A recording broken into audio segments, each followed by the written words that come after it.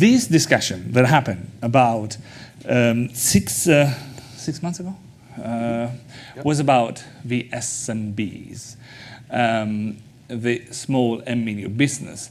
Now, if I remember correctly, there are 33 million of them in the USA.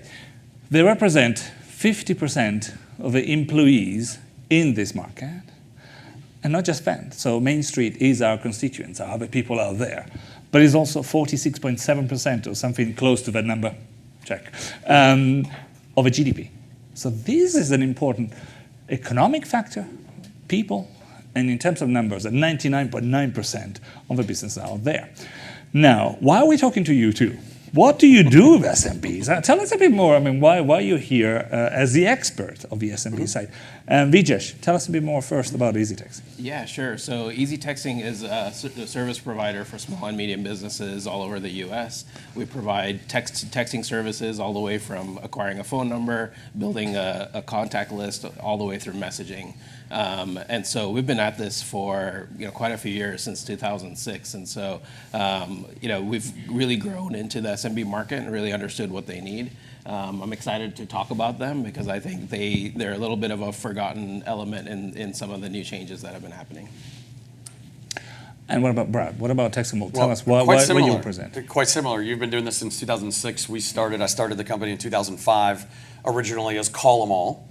So we were doing robocalling at the time, good robocalls, and now we're obviously Text 'em All.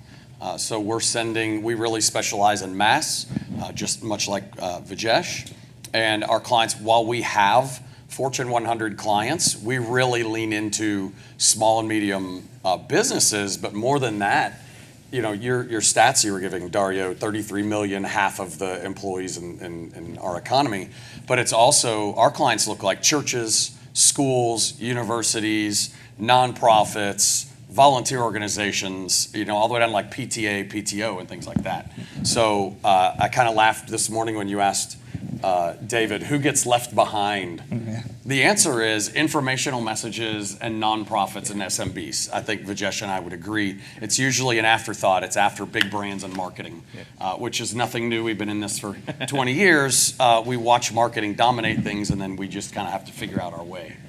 So we're grateful for the chance to chat and maybe get a little bit of attention on this very, very large component of messaging. It's a large component. Let's see, what's your vision at this point? What do you think is going to happen? Because is it a large component which is relevant for business messaging, or is it minorities? They're never going to be using. What do you expect? What's out there? Let's start with you, Brad. What's your? Well, if you think about all the messages that we get as individuals, right? Like if you look at Vijesh and I's companies, they really represent our entire country, and we're primarily United States and Canada, but it represents all of the things. It represents your school where your children go. It represents your church where you are, as well as your employer.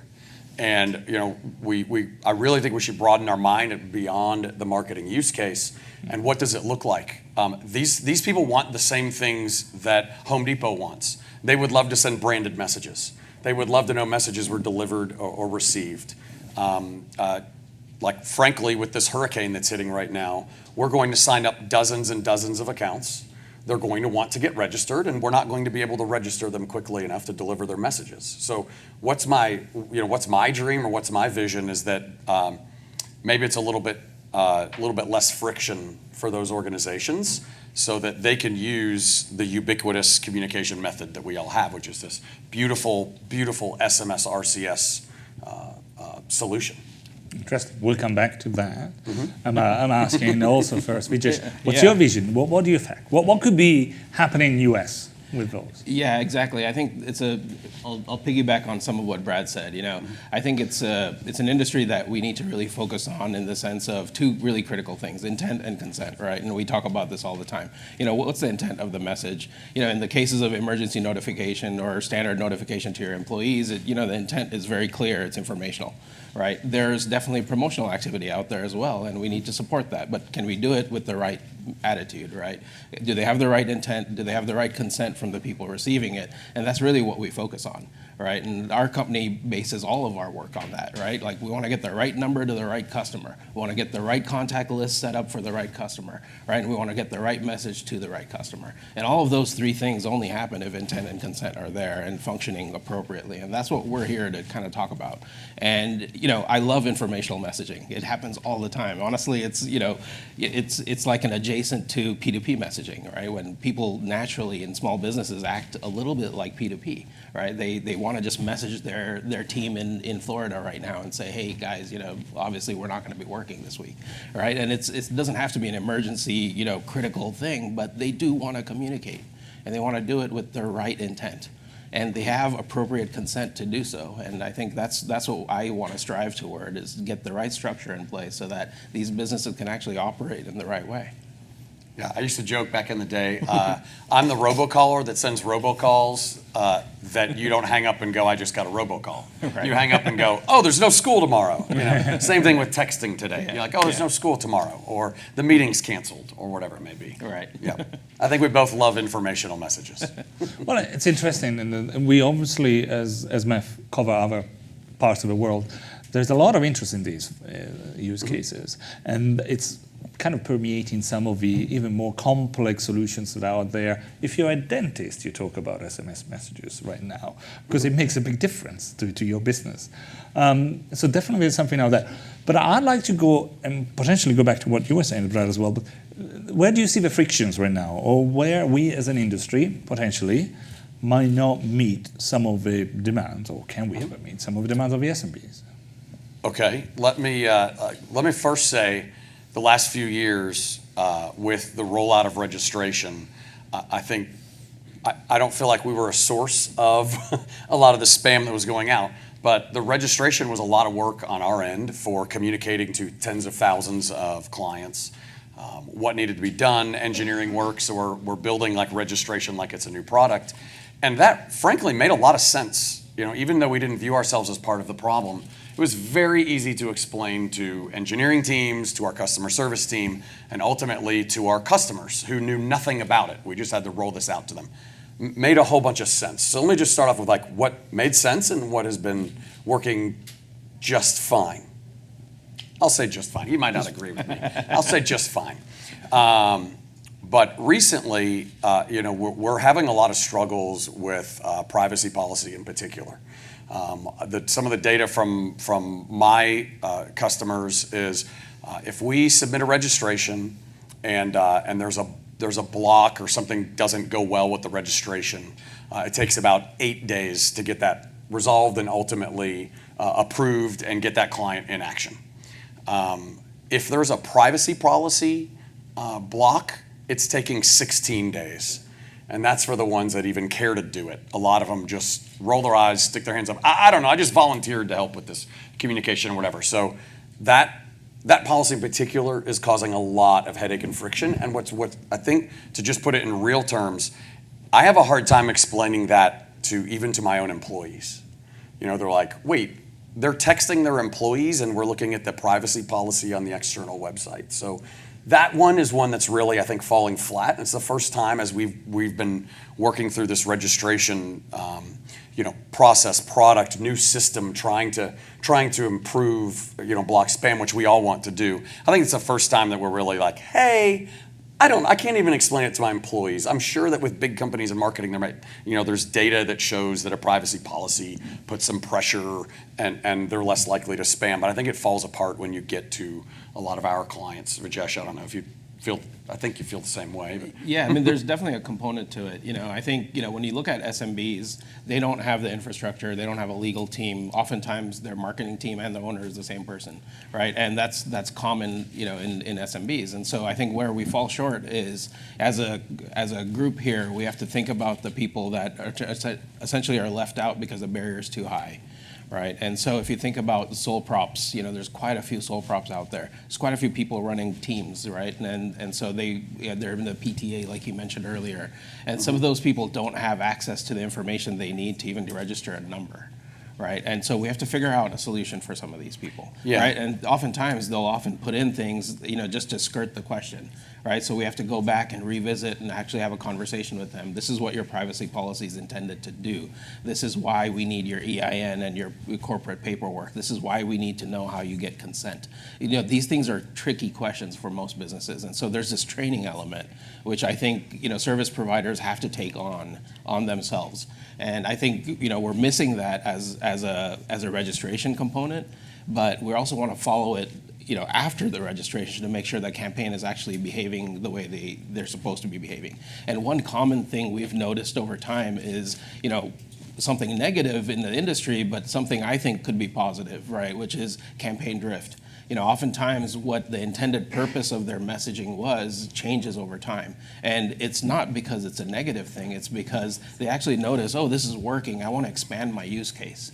And so internally, we call it campaign evolution, because really it's not a negative thing. They're not trying to drift what their intended purpose was, but they really want to just adjust and improve their use case and expand their use case. So we need to find a way to support these kind of things. So number one, a high barrier of entry really wipes out a big portion of the market. We don't want to do that. We want to have access to this channel to the people with the right intent and consent.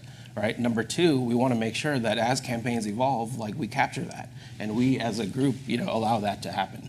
Right? Obviously, there's an undertone of fraud and all of that as well. And as service providers, you pretty much have to watch it across the board. Account takeovers are common as well. Somebody with a completely legitimate account gets hacked. Right? And then all of a sudden starts sending something negative. And so all of those things are pretty much on the onus of people like us to make sure we're watching the traffic all the time. And that's a critical part of making this ecosystem succeed.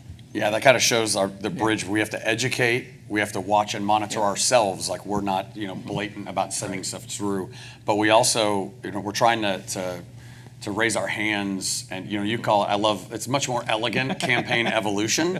We just laugh. For 20 years, we laugh when people call us and go, no, I only need you for blizzards. And we're like, sure you do. And they use it for the blizzard, and they're like, oh my gosh, that was incredible. And they get it's SMS, it's read immediately. We know the value of it. And they see how effectively the communication goes, and then they're like, oh my gosh, what else could we use this for? And very frequently, it's a very small team. Right. It's the marketing and the HR team and the client communication, as the case may be. It could be all of those things, in a team of 3, and they're coming up with ideas, and we're trying to embrace that for them. And then, this is where we have to fill this role to say, hold on, campaign drift isn't necessarily a bad thing. It's wonderful in a lot of cases for our industry on the when you get to these SMBs. Yeah. Let me play a bit of devil's advocate here, because we had the sessions about the regulations. Mm-hmm. There are mobile operators out there. They're going to be called to respond on why do we have problem X, Y, and Z. Yeah. So all of those processes have been there for a reason. Mm-hmm. Do you want to take down the process, or do you want to limit the control? What are you trying to do? I don't think we want to tear anything down, which is kind of why I started with, hey, registration's largely made a lot of sense, and we've been able to explain it, and I think it's a good thing.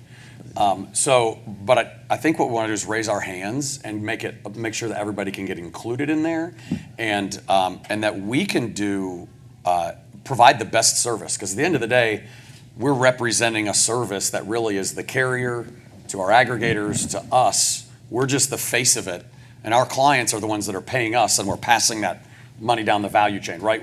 It's really all of our product. And so what I would like is to make sure all of our product's really good. And I'll tell you a story. It's going to happen again this week. But from Hurricane Helene, we had the Omni, I believe it's called the Grove Park Inn. Anybody know this? Asheville. Oh, okay, great. Asheville, North Carolina. It's owned by the Omni, but it's this historic hotel that many presidents have stayed at. Created an account with us on either Saturday or Sunday, but over the weekend for Helene, they signed up for a plan that would have allowed them to text 1,000 people. So they had 1,000 employees or thereabouts they needed to communicate with.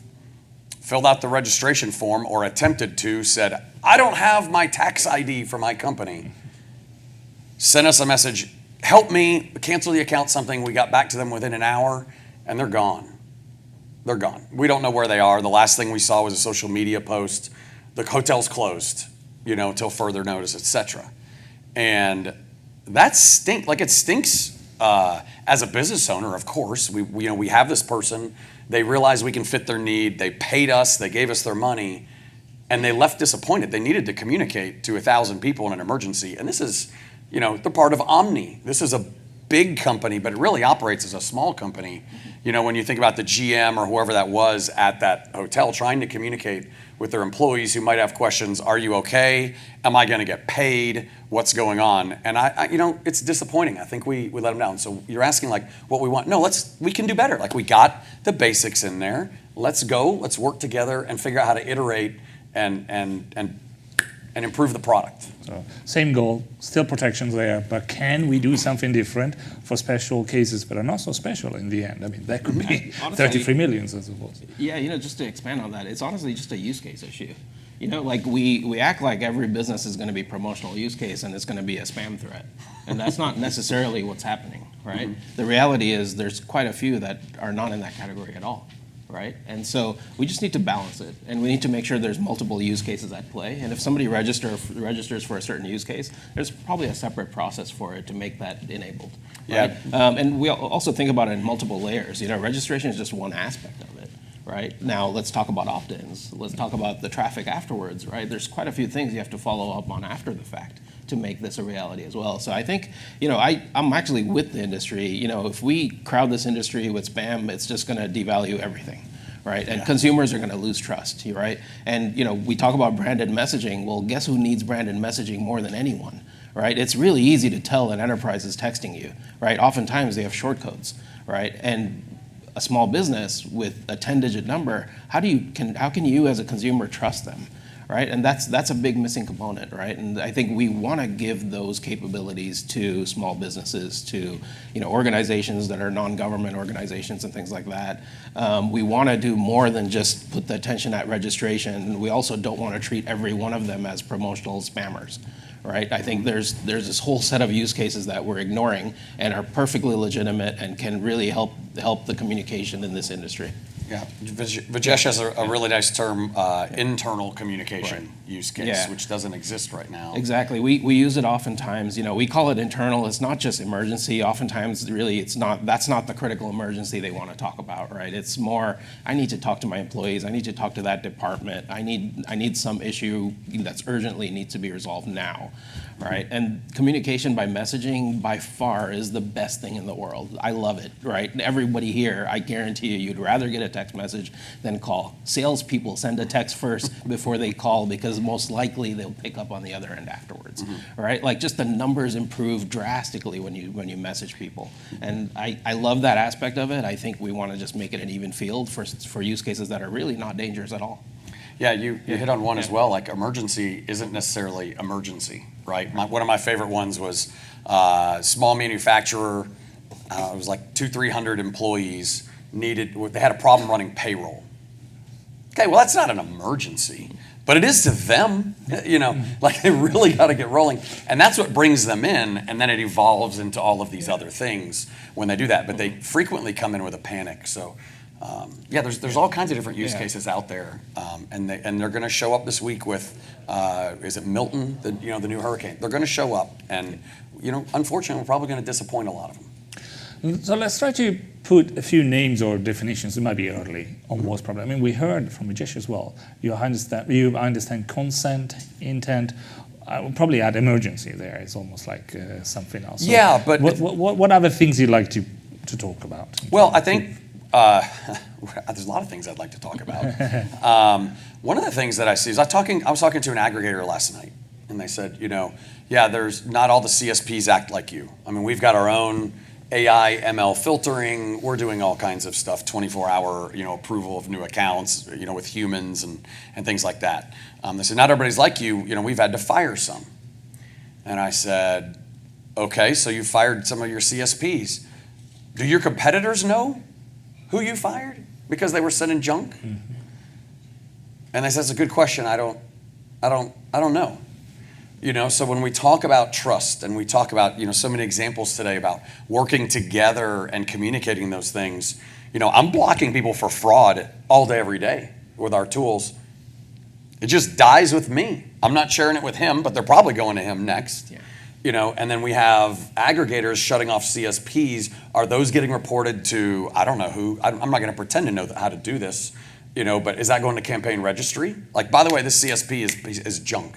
This is garbage. Do we get a black mark against them or not? The same thing with the phone numbers that we see trying to get into our systems, because we just have, here's a credit card, identify yourself. We catch them cheating all the time and block them down. Those kind of things. Like, I would love to see some more of that. And, so I don't know if I'm answering your question or not, but there's a few other things that I'd like to share. Like, I think we can let's go. We got the basics in place. Let's keep getting better and maybe bring more CSPs in that are on that education and onboarding end of our product. And so, Vijesh, what you would put as things that we can do better for the SMBs out there? Well, what would be your wish list? Yeah, so I think, very importantly, I think we need to separate out like promotional activity, internal use cases, possibly emergency notification. I think that'd be a great start because people do behave differently. And I think we need to allow different use cases in different ways. I think that'd be a critical start. Number two, I think speed is important. Small and medium businesses don't like to sit around for 2 weeks before they get a number. We need to find ways to get them moving quick. And I think it's the onus on people like us to make sure that CSPs have monitoring, have active, checking against fraud and any sort of, opt-in process that's not right. I think that's a critical thing that should be regulated in the industry. I think it helps everyone, including the consumer, which is the most important aspect of it. So people like CSPs like us should be, kind of on a same level field. Right, aggregators, I agree. I think aggregators right now are kind of dealing with the onslaught of registration, and every one of them have to deal with some very complex things and millions of phone numbers that need to be registered, vetted, making sure that they're okay. That's a difficult job, and I totally understand. I honestly think the last 2 years has been amazing, right? Like for how much progress we've made in the last year, that's excellent. I don't think this is the end of it. I think this is just the beginning of the conversation. As most things, we need to evolve and improve things. So, I think it'd be great to have a conversation, as a small business group. And actually, Brad and I are part of a small group that we're trying to form here, a working group for small business that we can actually get some voices in there so we can actually talk honestly about what are you facing, what does small business really need, and can we as a group advocate for that? Because the Main Street of America is just as important as Wall Street and some of the enterprises out there. And globally. I think they often need the most training than any other industry, and so that's on CSPs like us. I'd love to see a future like that, where we can actually take intent and consent and make it a practice as part of onboarding customers. Yeah, so to the extent that sounds interesting to you and you want to join our working group, we're here. Yep. Just show yourself, we'd love to have you. That's great. And the working group is hosted by Mehta, so you know how to reach us, but if they are the brains behind it, so go and talk directly at any point. So I love the use cases. We will talk about it later in the working group with everybody feed it in and so on, but use cases seems, and the question of time and responses, how to improve that. Mm-hmm. Also love the coaching. Because things go wrong. It's not like every SMB is perfectly aware of what consent is, or know over where not to use certain terminology or certain things, the role of cannabis and things like that. How do we teach them? Do we teach them? Do we coach them as they do it? How's it going to happen? That's part of our job, right? Like we all have jobs. Aggregators are also like trying to register all these people, make sure that's part of our job is we have to be that bridge between making sure that we're not the gateway for bad coming in, but also we're educating. And frankly, I suspect you're the same. A lot of it's one-to-one. It's a phone call. It is a real live support team in Dallas, Texas, coaching and holding hands of people through, which, if you think about that, it's no problem to walk Home Depot through getting registered. They're not in a big rush. They got plenty of money. Oh, it's $100, $200, whatever. No big joke. That's a big deal, and we're doing it at scale. Really, if you kind of look at some of the things that are set up, it's the exact same for an enterprise as it is for really small. But that's okay. That's what our job is. That's what we're here to do. We embrace it. We're happy to do it. And but a lot of times the answer to your question is it is very ultra personal, And we have to explain to them why they need a privacy policy, why we need them to update. Sometimes they don't even have a website, it's a Facebook page or whatever it may be. So but that's our job, and we embrace it, and that's what we're trying to do is be part of the solution, and fill that role. Yeah, I can't say anything more to that. That's exactly what we need to do. Training is absolutely critical. Every part of onboarding is all about training. We have to teach them how to use the numbers, how to get your opt-ins. The basics are just a constant, repetitive training event. And honestly, usually you probably have to talk to them again about 3 months after they've started because they forgot everything or they got somebody new in the company and they need to deal with it. So it's just a constant thing. We have it on our user experience, we have it on our conversations, we follow up with our account managers, just part of our process. Mm-hmm. Yeah. I love all members. They're all specials and great. But I do have a special, sometimes, bias for members that comes and say, we want to do our job and even harder, but help us to get our customer do something better. I love the way that you want to be part of the positive things. You're not trying to scheme to go away and avoid, trying to find shortcuts. But there are some real use cases we're not meeting right now in the market. And I think it's worthwhile to listen, to discuss. And that's why you're going to have a place to go and do it, but we also have 2 more minutes around here. So are there more questions for our in-house experts of the SMB market? I made it up today, but I think it's going to stick. Yeah, so thank you. I think what you guys are doing for Main Street is really awesome. I think the SMBs are the true, the true engine of the GDP, as you were pointing out, Dario. So one of the things we heard earlier from Gavin was the meteoric rise of rich messaging and all that stuff that's going to come. So are you seeing a demand from the SMBs? I mean, you're in the process of education and all that. They're just probably happy that they're getting the communication to whoever they intend to. But do you see any rich business messaging kind of interest from them? And do you think that is going to contribute to that meteoric rise that Gavin pointed out? I got 10,000 of them that will sign up tomorrow if we had it available. I'm just jumping in because they're as excited as I am. They are drooling about the opportunity to get branded messaging and read receipts. But really just the branded, they're desperate for it. They're no different than big enterprises. So. Yeah, I would say that's the number one thing is branded messaging, because small businesses, their identity is always in question. The consumer doesn't know if they're actually talking to the business or not. And just having a verification that we know that this is the right business, it increases the trust in the network by a tremendous amount. And I would say that's the number one ask for most businesses. Now, the funny thing is a lot of the businesses don't even know what's coming, right? They don't know what's out there. And so honestly, it's how we show them this will work. And branded messaging is huge. Delivery, like he said, is huge.